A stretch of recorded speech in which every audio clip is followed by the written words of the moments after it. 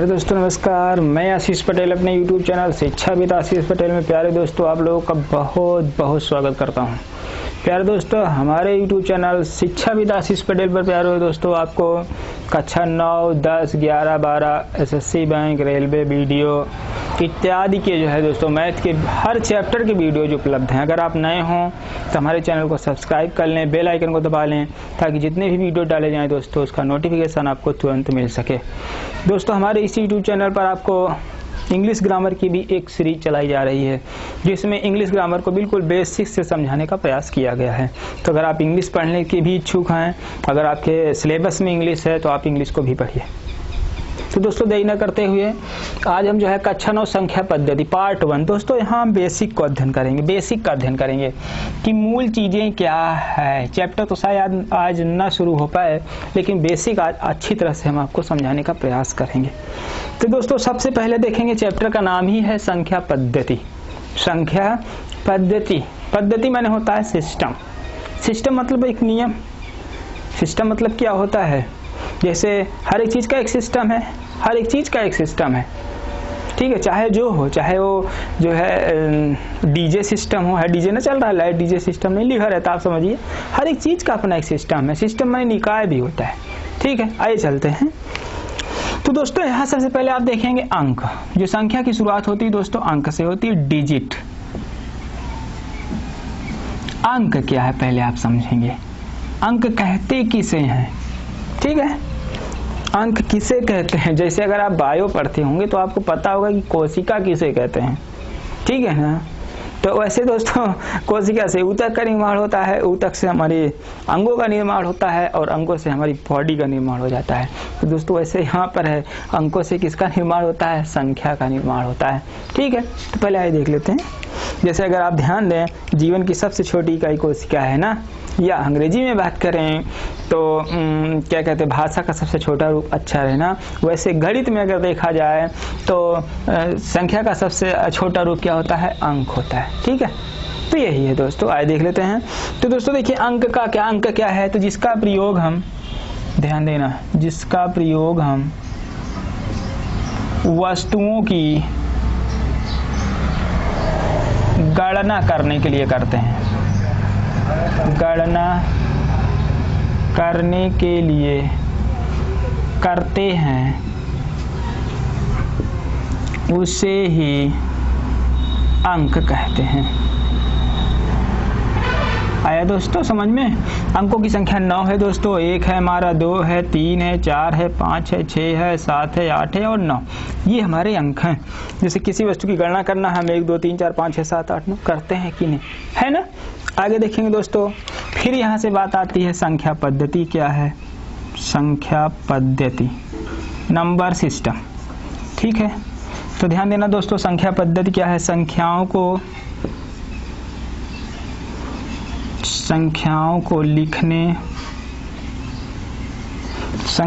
को लिखने एवं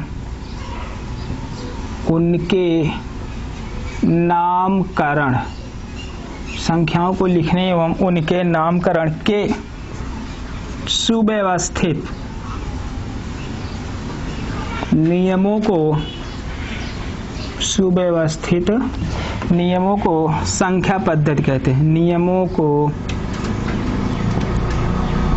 संख्या पद्धति कहते हैं। वैसे भी दोस्तों कोई भी विषय हो सबका एक नियम बना हुआ है, उसी तरह से यहाँ पे है कि संख्याओं को हम जिन नियमों के अनुसार लिखते हैं और उनका नामकरण करते हैं वह पद्धति ही क्या है, संख्या पद्धति है, ठीक है। ये है संख्या पद्धति। लेकिन इससे पहले थोड़ा हम आपको बताना चाहेंगे कि संख्या किसे कहते हैं। संख्या क्या है, तो दोस्तों अंकों को, ये हमारे अंक है ना, अंकों को इकाई,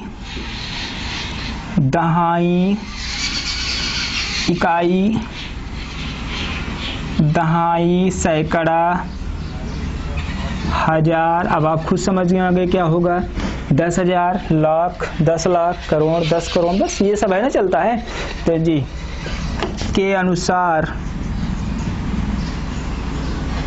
अनुसार लिखना संख्या कहलाता है।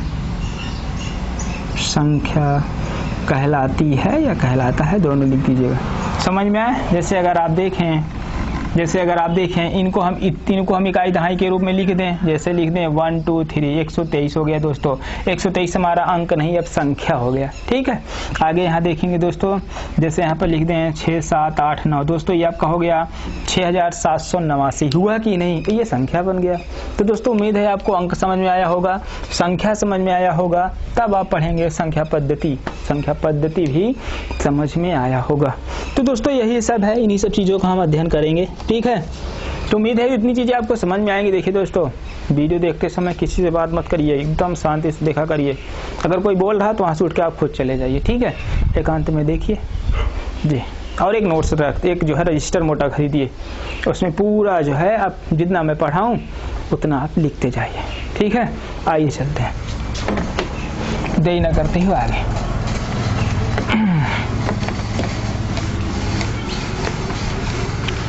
दोस्तों अब हम आगे यहाँ जो है इसमें आगे चलेंगे, प्राकृतिक संख्याएं। देखो प्राकृत या प्राकृतिक, ठीक है, नेचुरल नंबर, प्राकृतिक संख्याएं या प्राकृतिक संख्याएं। आप डिस्टर्ब मत होना कि हम यहाँ सर प्राकृत लिख दिए हैं जबकि होता है प्राकृतिक संख्याएं, दोनों एक ही है, नेचुरल नंबर्स। ठीक है, आइए देखिए परिभाषा क्या है। जिन संख्याओं का प्रयोग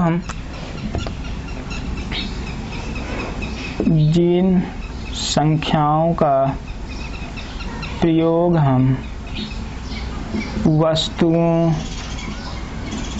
की गिनती करने के लिए करते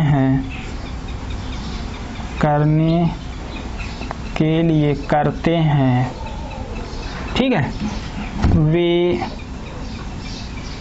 प्राकृतिक संख्याएं कहलाती हैं। ठीक है ना दोस्तों, जिन संख्याओं का प्रयोग हम वस्तुओं की गिनती करने के लिए करते हैं वे प्राकृतिक संख्याएं कहलाती हैं। अगर आप एग्जाम्पल में देखें, आगे लिख सकते हैं, इन्हें यन से प्रदर्शित करते हैं। किससे प्रदर्शित करेंगे? यन से प्रदर्शित करते हैं। जैसे अगर आप देखें एग्जाम्पल में दोस्तों, 1 है, 2 है, 3 है, 4 है, 5 है, 6 है, 7 है, अनंत है भैया, ये अनंत तक जाएगा। ठीक है, बस हो गया। आप कहेंगे सर जीरो क्यों नहीं लिखे? दोस्तों जीरो प्राकृतिक संख्या नहीं है, क्योंकि हम जीरो का प्रयोग वस्तुओं की गिनती करने के लिए नहीं करते हैं। बताइए आपके क्लास में कितने बच्चे हैं? पहले तो आप गिनते हैं ना, कहते हैं जीरो पहले वाले को एक गिनते हैं, है ना? तो वही चीज़ है यहाँ पे। चलिए समझिए, माइंड लगाया करिए आप भी कुछ। तो ये हुआ दोस्तों प्राकृतिक संख्या। चलें, इसमें लिख लीजिएगा शून्य शामिल नहीं है। मैं लिख दूं इसमें शून्य यानी जीरो शामिल नहीं है, शामिल नहीं है। ठीक है ना, आगे चले। इसे यन से क्यों प्रदर्शित करते हैं? क्योंकि यह नेचुरल या NATURAL ये नेचुरल नंबर है दोस्तों। ठीक है, नेचुरल नंबर है, इसीलिए हम यन से प्रदर्शित करते हैं। चलें आगे। आप इसका स्क्रीनशॉट ले लीजिए या वीडियो को रोक लीजिए और अपने नोट्स में लिख लीजिए। ठीक है, वीडियो को आप 2-3 बार जरूर देखिएगा, तब समझ में आ जाएगा बिल्कुल।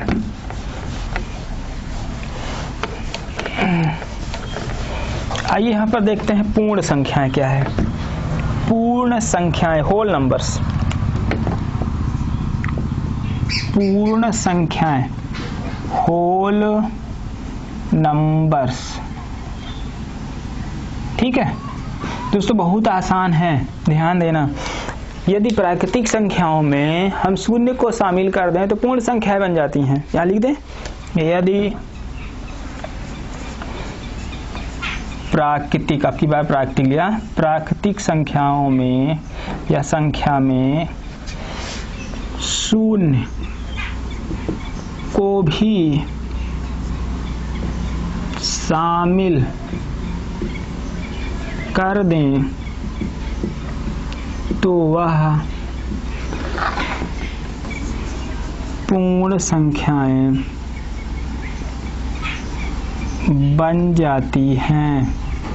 ठीक है ना दोस्तों, आइए देखते हैं। जैसे 0 1 2 3 4 डॉट करिए, ये कैसी संख्या हो गई? ये पूर्ण संख्या हो गई। तो दोस्तों 1 2 3 4 5 जब 1 से शुरू होगा वो प्राकृतिक संख्या होगा, जब 0 से शुरू होगा दोस्तों वह पूर्ण संख्या हो जाएगी। चले आगे। आइए मिटा दें। अब दोस्तों हम अध्ययन करेंगे पूर्णांक संख्याओं का। पूर्णांक संख्याएं कि पूर्णांक संख्याएं क्या हैं।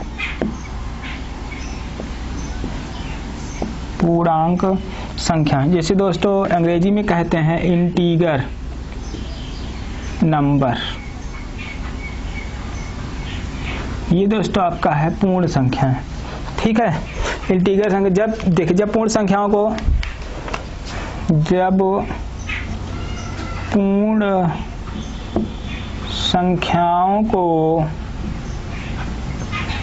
धन या ऋण, ठीक है ना दोस्तों, धन या ऋण चिन्हों के साथ लिखें,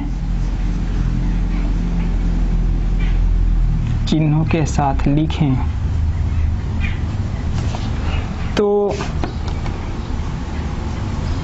तो इससे बना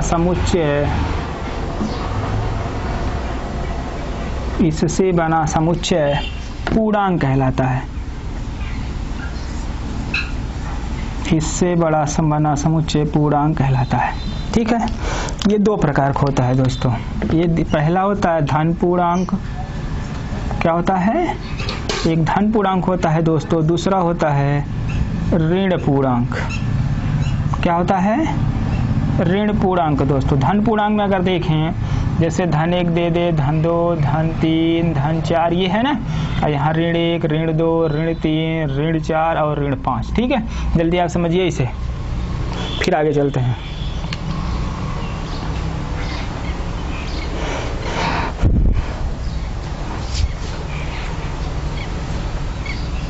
चले मिटा दें, चलिए आइए। अब दोस्तों हम पढ़ेंगे यहाँ से भाज्य और अभाज्य संख्या। भाज्य या संयुक्त या यौगिक, ठीक है। भाज्य या संयुक्त या यौगिक संख्याएं, ये दोस्तों हैं, ठीक है। ये भाज्य संख्या है। आप भाज्य संख्याएं जानते हैं? बताइए किसे कहते हैं? जो एक से कटें, अपने से कटें, ठीक है। एक से कटें, अपने से कटें, प्लस तीसरी किसी संख्या और से कटें, ठीक है, उन्हें भाज्य संख्याएं कहते हैं। बस हो गई परिभाषा। यहाँ लिखेंगे वे संख्याएं जो स्वयं और एक के अतिरिक्त किसी भी अन्य संख्याओं से या अन्य संख्या से कटे, उसे भाज्य संख्या कहते हैं। कौन सी संख्या कहेंगे भाई?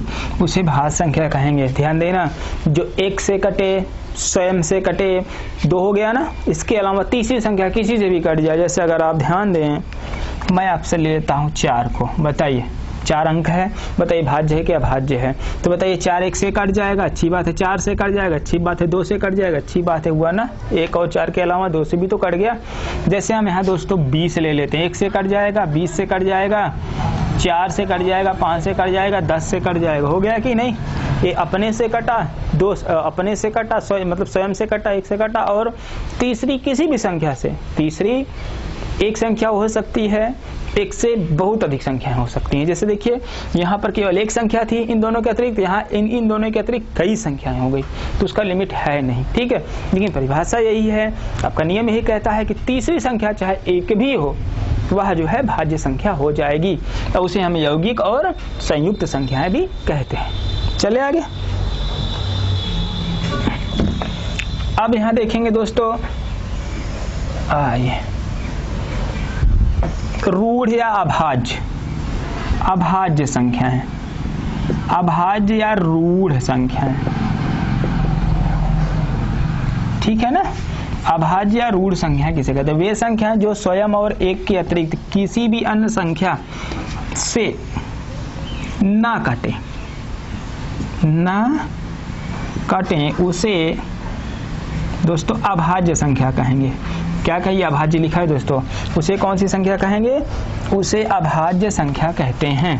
आइए देख लेते हैं कौन कौन सी संख्याएं हो सकती हैं। दोस्तों आप देखें, जैसे 3 हो गया, जैसे 2 हो गया, ठीक है, जैसे दोस्तों 2 हो गया, 3 हो गया, और यहाँ पर आप 5 देखिए, 7 देखिए, 13 देखिए, 19 देखिए, 23 देखिए, 29 देखिए, ये है ना। बताइए 2 किससे कटेगा, 2 से कटेगा तो 1 से कटेगा। आप बताइए 19 किससे कटेगा, 1 या अपने आप से कटेगा, बस हो गया ना। तो ये अभाज्य संख्याएं हो गई। तो दोस्तों जो संख्याएं सिर्फ अपने से कटती हैं या 1 से कटती हैं वो संख्याएं क्या कहलाती हैं, वो संख्याएं दोस्तों जो है अभाज्य संख्याएं कहलाती हैं। चलिए मिटा दें दोस्तों, आइए आगे चलते हैं। सम संख्याएं दोस्तों आपको पता है कि सम संख्या किसे कहते हैं, और जो है इवन नंबर्स, सम संख्याएं। बताइए सम संख्याएं किसे कहते हैं, जो संख्याएं 2 से कट जाएं उन्हें सम संख्या कहते हैं, है ना।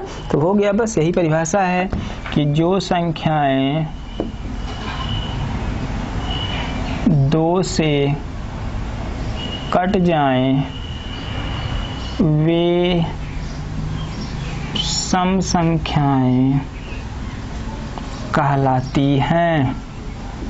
ठीक है ना दोस्तों, जो 2 से कट जाएं, जैसे 2 से 2 कटता है, 4 कटता है, 6 कटता है, 8 कटता है, 10 कटता है, 50 कटेगा, 100 कटेगा, 1000 कटेगा, कटेगा कि नहीं।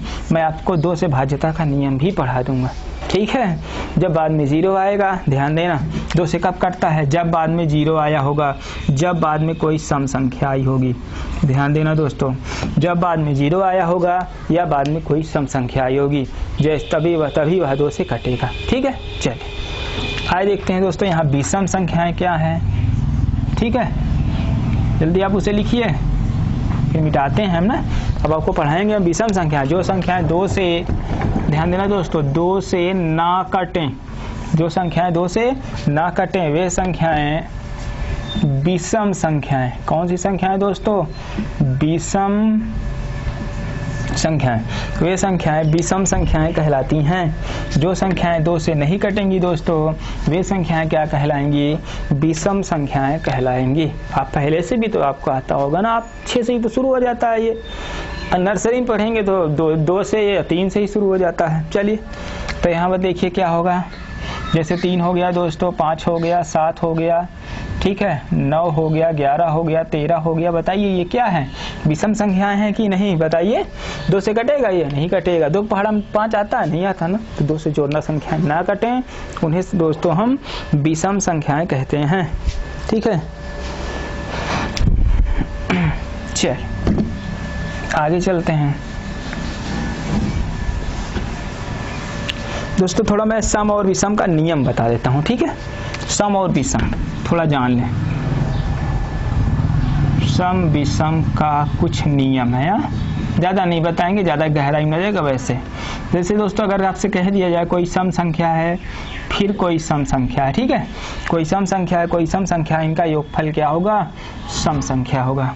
अगर दोस्तों एक विषम संख्या है और दूसरी भी विषम संख्या है तो दोस्तों क्या आएगा, वो विषम ही आएगा, ठीक है दोस्तों। अगर दोस्तों एक सम संख्या है और एक विषम संख्या है, ठीक है, तब दोस्तों फिर भी विषम आएगा। ये 3 गुण इसके होते हैं। मान लीजिए कभी किसी आपसे पूछ ही लिया तो आप बता लीजिएगा, ठीक है, यही है कि नहीं। अगर आपको मैं एग्जांपल दे देता हूँ, जैसे दोस्तों 4 है, 6 है, दोनों सम होता है ना, तो 10 भी तो सम होता है। जैसे दोस्तों यहाँ आप देखें 3 है ना,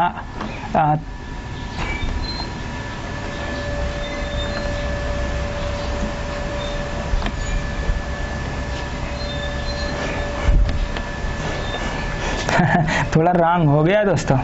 जैसे 3 है ना, ध्यान देना, बात फंस जाती है, लेकिन वहाँ पे तो बात नहीं फंस पाएगी। 10 नहीं, चलिए ये थोड़ा सा रॉन्ग हो रहा है। देखिए कैसे रॉन्ग हो रहा है, ध्यान देना। जैसे अगर ये देखिए, ये विषम है ना, विषम ये भी रहा, देखो 3 और 7 कितना हो रहा है, 10 हो रहा है ना दोस्तों। यहीं से मैं रुक गया क्योंकि ये क्या हो रहा है, बताइए, सम हो रहा है कि नहीं। तो दोस्तों विषम विषम का योग, ध्यान देना, विषम विषम का योग सम भी हो सकता है, ध्यान देना। सम थोड़ा सा और देखते हैं हम। नहीं, थोड़ा मैं गलत लिखा था, ये सम होगा। अच्छा दोस्तों, क्या होगा? सम होगा। आगे चलते हैं। अब यहाँ देखेंगे दोस्तों, जो सम और विषम का योग है, ध्यान देना। तो सम ही हुआ कि नहीं? सम और विषम जैसे हम लेते हैं, सम आप ले लीजिए, कोई संख्या ले लीजिए, आप 20 ले लीजिए, विषम आप 25 ले लीजिए। देखिए 45 आया कि नहीं? जो 45 विषम है, इसके लिए है, इसके लिए है। ठीक है दोस्तों। तो दोस्तों यही है कि सम संख्याओं का योग हमेशा सम होता है और विषम संख्याओं का योग हमेशा, एक मिनट, सम संख्याओं का हमेशा सम होता है। ठीक है। और दोस्तों विषम संख्याओं का योगफल हमेशा सम होता है। जैसे अगर आप एग्जाम्पल के तौर पर ले लें, 13 ले लें, एक विषम है, 7 ले लें, एक विषम है, 13 7 20 सम हो गया कि नहीं? कुछ अपने से भी समझ लिया करिए, अगर कहीं गलत होता है तो आप माइंड दौड़ाइए, मैं आपको दिशा निर्देश कर दिया हूँ। ठीक है, ये कहीं जल्दी लिखा नहीं मिलता है। ठीक है, तो ये सारी चीज़ें हैं। आइए आगे चलते हैं, मिटा दें इसको।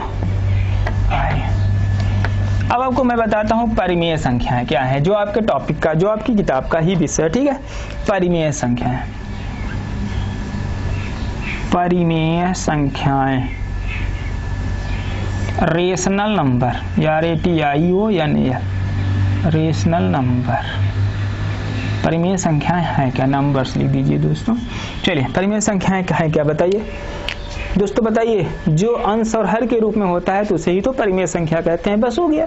हम क्या पढ़ते आए हैं? जो संख्या P और Q के रूप में लिखी जा सकती हो उन्हें परिमेय संख्याएं कहते हैं। बस हो गया, हो गया। आइए देखते हैं। जो संख्याएं P/Q के रूप में लिखी जा सकती हैं या लिखी गई हो, लिखी जा सकती हो या लिखी गई हो, परिमेय संख्याएं कहलाती हैं।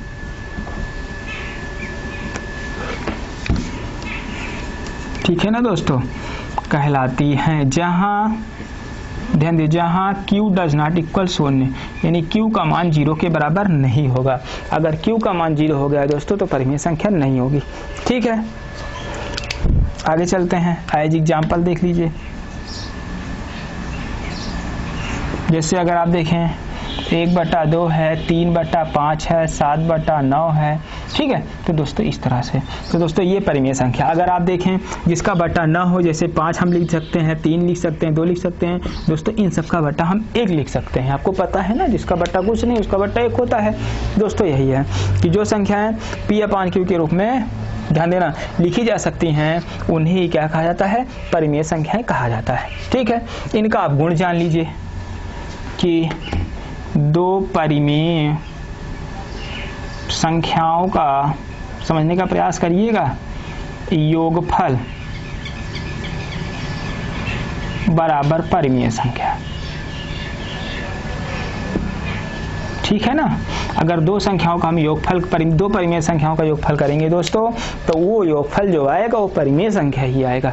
ठीक है, यहाँ देखेंगे 2 परिमेय संख्याओं का गुणनफल दोस्तों क्या होगा? वो भी परिमेय संख्या होगा। आप एक डायरी बनाइए, ध्यान देना। एक जो है आप 10 रुपये 15 रुपये की डायरी खरीद लीजिए और एक डायरी बनाइए, सारे फार्मूले उसमें लिखते जाइए। पार्ट 1 तो पूरा फार्मूला से ही भरा है। जो पार्ट 1 है दोस्तों वो पूरा फार्मूला से ही तो भरा है। अभी कहाँ शुरू किया गया? तो प्रश्नावली शुरू की गई, प्रश्नावली नहीं शुरू हो पाई। अभी केवल बेसिक को समझाया जा रहा है ताकि आप अच्छी तरह से समझें। और जब मैं पार्ट शुरू करूँ, चैप्टर शुरू करूं तो आपको तनी भी प्रॉब्लम ना हो। जब आपको प्रॉब्लम नहीं होगी तो मुझे भी खुशी होगी कि जितना पढ़ाया जा रहा है पूरा पूरा आपके समझ में आ रहा है। आइए चलते हैं आगे, मिटा दें। आइए चलते हैं, आप स्क्रीनशॉट ले लीजिए करिए। अब दोस्तों अब आपको पढ़ाएंगे हम अपरिमेय संख्याएं। क्या पढ़ाएंगे? अपरिमेय संख्याएं। इसे कहा जाता है इरेशनल नंबर। कौन सा नंबर? इरेशनल नंबर, जो P/Q के रूप में न लिखी हो, जो P/Q के रूप में न लिखी जा सकती हो या न लिखी गई हो। कौन सी संख्याएं कहलाएंगी दोस्तों? अपरिमेय संख्याएं कहलाती हैं, जो P/Q के रूप में न लिखी गई हो। ध्यान देना, ध्यान देना दोस्तों, इनका कोई अंत नहीं होता, इनका कोई अंत नहीं होता है। ध्यान देना, इनका कोई अंत नहीं होता है दोस्तों। आगे देखेंगे ई एवं पाई अपरिमेय संख्या है, अपरिमेय संख्याएं हैं ई और पाई, ध्यान देना, ठीक है। ई पाई मतलब जान रहे हैं ना 22/7 होता है इसका मान, ये 22/7 होते हुए भी ये क्या है, अपरिमेय संख्या है।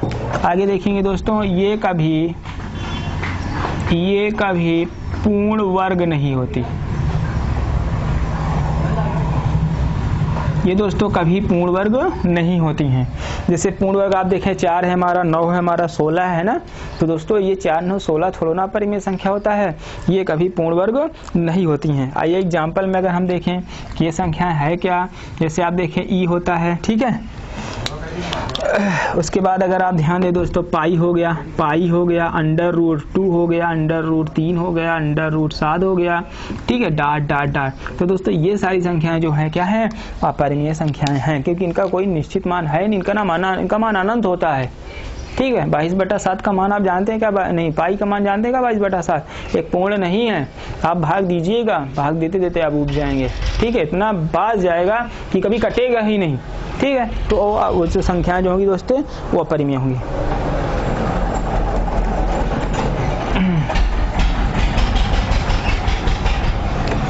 जिस तरह से हम परिमेय संख्याओं का गुण देखे थे दोस्तों, उसी तरह से आइए हम अपरिमेय संख्याओं का गुण देखते हैं। इनका गुण क्या है, इनके गुण आप जान लीजिए, ध्यान देना, डायरेक्ट वैसे बता दे रहा हूं। अगर दोस्तों एक अपरिमेय है, अपरिमेय प्लस अपरिमेय इज इक्वल दोस्तों अपरिमेय ही होगा, समझने का प्रयास करिए, ठीक है। अपरिमेय और अपरिमेय का योगफल क्या होगा, अपरिमेय ही होगा, ठीक है ना दोस्तों। लेकिन अगर देखा जाए अपरिमेय गुणे अपरिमेय, यानी कि दो अपरिमेय संख्याओं का गुणनफल क्या होता है दोस्तों, वो भी क्या होता है, अपरिमेय ही होता है, ठीक है। जैसे देखें दोस्तों, √5 है और √3 है, गुणा करेंगे तो √15 हो जाएगा, ये भी तो अपरिमेय है ना, बोलिए है नहीं अपरिमेय, बस हो गया। यही है कि दो अपरिमेय संख्याओं का गुणनफल भी अपरिमेय होता है, ठीक है। आगे चलते हैं।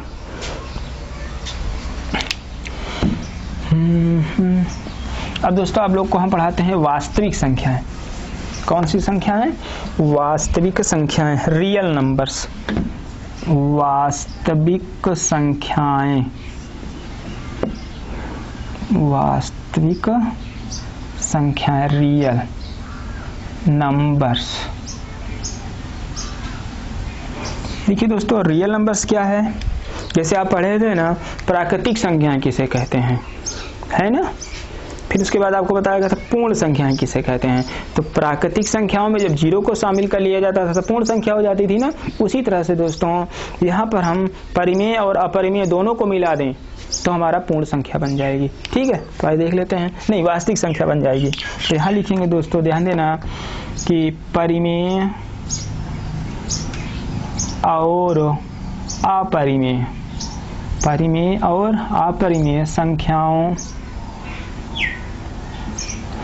के सम्मिलित रूप को, के सम्मिलित रूप को वास्तविक संख्याएं कहते हैं, वास्तविक संख्याएं कहते हैं।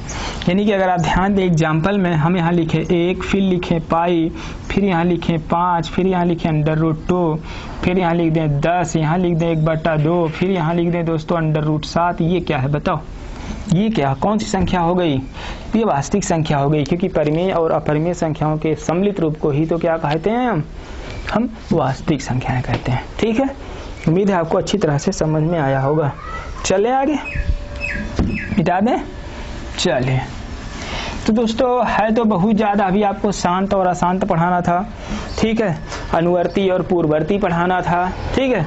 आइए अनुवर्ती और पूर्ववर्ती पढ़ा देते हैं। बाकी तो बेसिक जानकारी तो बहुत ज़्यादा है, सबसे बड़ा बेसिक ही होता है, ठीक है। लेकिन जैसे हम चैप्टर शुरू करेंगे, जितने भी चीज़ें उसमें आती जाएंगी हम कुछ छोड़ेंगे नहीं, हम आपको बताते चलेंगे। देखिए दोस्तों, जो फार्मूले हैं ये एक प्रकार का फार्मूला है, मैं आपको बता रहा हूँ सब, ठीक है। दिमाग में लोड करना है दोस्तों, सारे फार्मूले एक साथ नहीं बताए जा सकते हैं। तो आप डायरी रखिए ना, फार्मूला की डायरी बनाइए, उसमें सारे क्वेश्चन को, सारे फार्मूलों का लिखते जाइए, काम खत्म।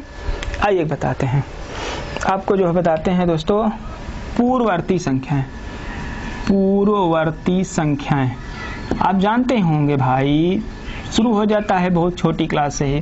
पूर्ववर्ती संख्याएं क्या है? दी गई संख्या के ठीक पहले की, दी गई संख्या के ठीक पहले की संख्या, ठीक पहले की संख्या पूर्ववर्ती संख्या कहलाती है,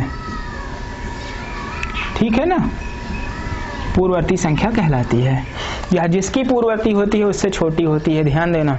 जैसे कहा जाए 5 का पूर्ववर्ती बोलिए 4 हो गया, 6 की पूर्ववर्ती 5 हो गया, 100 की पूर्ववर्ती 9 हो गया, है ना, बस हो गया, यही है।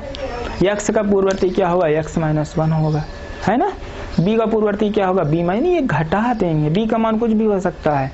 चलिए अब यहाँ देखेंगे आप अनुवर्ती संख्याएं क्या है, मिटाए से हो गया ना। आगे चलते हैं, अब आप यहाँ समझेंगे कि अनुवर्ती संख्याएं क्या होती हैं। अनुवर्ती संख्याएं,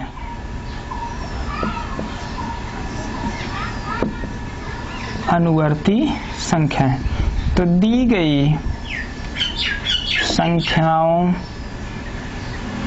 के ठीक बाद की संख्या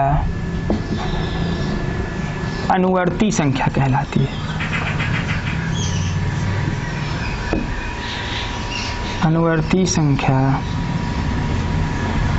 कहलाती है, ठीक है। ये जो है जिस संख्या से हम ज्ञात करते हैं दोस्तों, उससे एक बड़ी होती है। जैसे अगर आप ध्यान दें, यहाँ 11 है, 11 की अनुवर्ती क्या होगी? 12 होगी। जैसे यहाँ 20 है, 20 की अनुवर्ती क्या होगी? एक जोड़ी 21 होगी। 30 है, इसकी अनुवर्ती 31 होगी। 100 है, इसकी अनुवर्ती क्या होगी? 101 होगी, बस हो गया। एक जोड़ने से हमें पता चल जाता है कि संख्याएं जो है अनुवर्ती कौन से, मतलब अनुवर्ती आ जाती हैं, यानी एक जोड़ने से अनुवर्ती संख्याएं भी प्राप्त होती हैं। तो दोस्तों वीडियो काफ़ी बड़ा हो जा रहा है, तो बेसिक को बहुत अच्छी तरह से समझाने का प्रयास किया गया है। जो लोग 9th में हों बहुत ईमानदारी से देखें और एक नोट से बनाएं और प्लस एक डायरी बनाएं, तब उनके समझ में आगे के पार्ट भी आएंगे, ठीक है दोस्तों। हमारा ये पार्ट 1 था जिसमें हमने जो है बेसिक को समझाया है, बेसिक को अच्छी तरह से दोस्तों समझाने का प्रयास किया गया है। नेक्स्ट पार्ट में हम जो है प्रश्नावली 1.1 लेकर आएंगे, ठीक है। 1.1 ही होगा ना, प्रश्नावली 1.1 लेकर आएंगे और पूरी तरह से ख़त्म करेंगे और आपको समझाने का प्रयास करेंगे। आप अपसेंट मत होइएगा, वीडियो देखते समय किसी से बात मत करिएगा, बिल्कुल शांति से देखिए, इत्मीनान से। मैं विश्वास दिलाता हूँ 100% ये आपके दिमाग में लोड हो जाएगा। तो दोस्तों आप देखिए, जब आपको बहुत अच्छा लगे ना तब लाइक करिए और कमेंट्स में लिखिए कि आपको कितना अच्छा लगा है, ठीक है। और दोस्तों अपने दोस्तों में भी शेयर करिए ताकि उनको भी लाभ पहुंच सके। धन्यवाद दोस्तों।